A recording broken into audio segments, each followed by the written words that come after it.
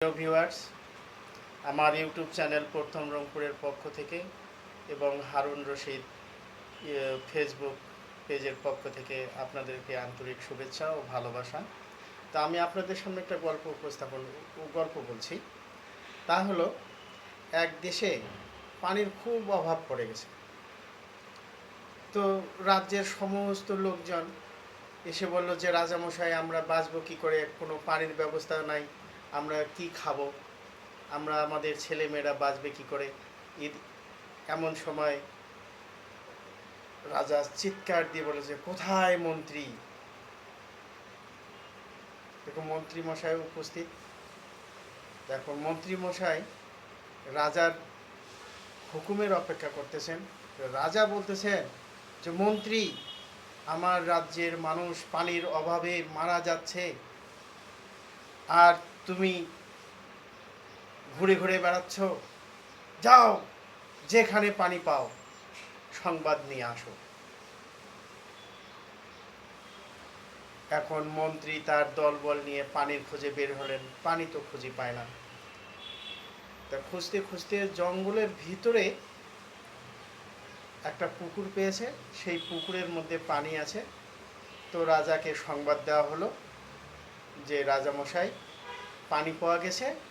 ওই জঙ্গলের ভিতরে একটা পুকুর আছে, সেই পুকুরে পর্যাপ্ত পানি আছে, সেই পানি আমাদের রাজ্যের লোকজন ব্যবহার করতে পারে।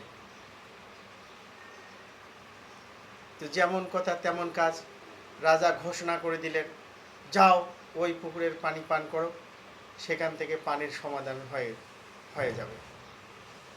এখন রাজ্যের সমস্ত লোক সেখান থেকে পানি নিয়ে আসে, খায়, অন্যান্য কাজ করে। তো 1 মাস পরে রাজা মন্ত্রীকে ডেকে বলতেছে যে, মন্ত্রী, পানির কি অবস্থা? এখন মন্ত্রী বলতেছেন যে, রাজামশাই, পানির কোনো সমস্যা নেই, সবাই পানি পেয়েছে, পর্যাপ্ত পানি পেয়েছে, কিন্তু একটা সমস্যা হয়েছে। কি সমস্যা? যে ওই পুকুরের পানি যে ব্যক্তি খেয়েছে সে পাগল হয়ে গেছে।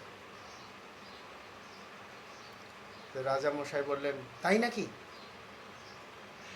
জি। তাহলে কাউকে দিয়ে ওখান থেকে 2 গ্লাস পানি নিয়ে আসো। তো যেমন কথা তেমন কাজ, 2 গ্লাস পানি আনা হলো। পানি এনে টেবলে রাখা হয়েছে। এখন রাজামশাই হুকুম করছেন মন্ত্রীকে যে, এখন বলো, এই পুকুরের পানি কে খায় নাই? তো মন্ত্রী বললেন, রাজামশাই, আপনি খান নাই, আপনি ভালো আছেন, আর আমি খাই নাই, আমি ভালো আছি।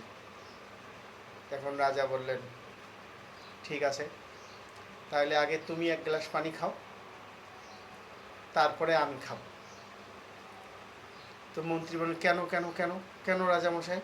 এই পানি খেলে তো আমরা পাগল হয়ে যাব। হ্যাঁ, পাগল হতে হবে।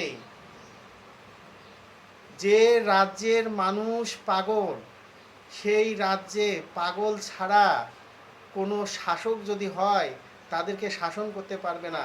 সুতরাং তুমি পানি খাবে, তারপরে আমি পানি খাবো। এই দুইজনে যদি আমরা পাগল হয়ে যাই, তাহলে আমরা এই রাজ্যের সকল মানুষের রাজা এবং মন্ত্রী হতে পারবো। আমরা তাদেরকে শাসন করতে পারবো।